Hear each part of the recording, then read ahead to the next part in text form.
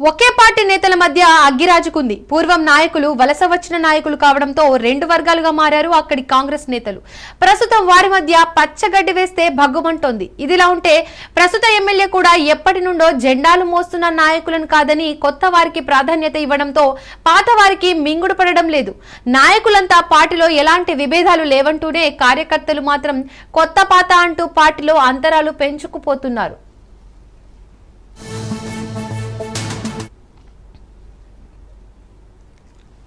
భద్రాచలం నియోజకవర్గంలోని చర్ల కాంగ్రెస్ లో అసంతృప్తి జ్వాలలు తారస్థాయికి చేరుకున్నాయి.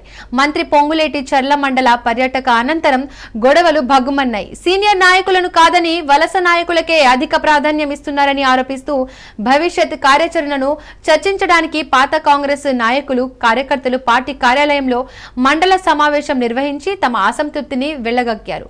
ఎన్నికల సమయంలో ఇతర పార్టీల నుండి వలస వచ్చి కాంగ్రెస్ తీర్థం పుచ్చుకున్న వారికే ప్రాధాన్యత ఇవ్వడం పట్ల ఎప్పటి నుండే కాంగ్రెస్ ను నమ్ముకున్న నాయకులు మండిపడ్డారు. సీనియర్ కాంగ్రెస్ పార్టీ కార్యకర్త చర్ల మండలం గత 10 సంవత్సరాల నుండి మేము పరిపాలన లేకుండా 2024లో పరిపాలన వచ్చిన తర్వాత కూడా మేము పరిపాలన లేనట్లే ఉన్నది మా పరిస్థితి. గత ప్రభుత్వంలో మా మీద ఎన్నో కేసులు పెట్టి దాడులు జరిపినా కూడా మేము పార్టీకి కట్టుబడి పనిచేస్తూ మా పార్టీ మా ఇల్లు సొంత కుటుంబంలాగా పనిచేస్తూ వచ్చాం.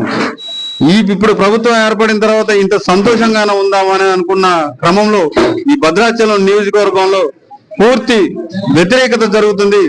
పాత కాంగ్రెస్ కార్యకర్త ప్రతి వ్యక్తిపై క్షమించలేని దాడులు జరుగుతున్నాయి. ఎటువంటి ప్రభుత్వ పథకాలు రావడానికి కూడా అర్హత లేదని వాళ్ళు చేస్తున్న సందర్భంలో జరుగుతుంది. దయచేసి స్థానిక ఎమ్మెల్యే గారు పాత కాంగ్రెస్ కార్యకర్తల్ని నిరుపేదల్ని గుర్తించి వారికి తక్షణమే ప్రభుత్వ పథకాలు అందించాలని, మీరు బీఆర్ఎస్ వాళ్ళతో తిరగొద్దు అని మేము అంత అనం. మాతోటి మా కుటుంబంతో మా కాంగ్రెస్ పార్టీ తోటి ఉండి మాకు కూడా మమ్మల్ని గుర్తించి ఒక స్థానంలో నిలపాలని స్థానిక ఎమ్మెల్యే గారిని కోరుతున్నాను.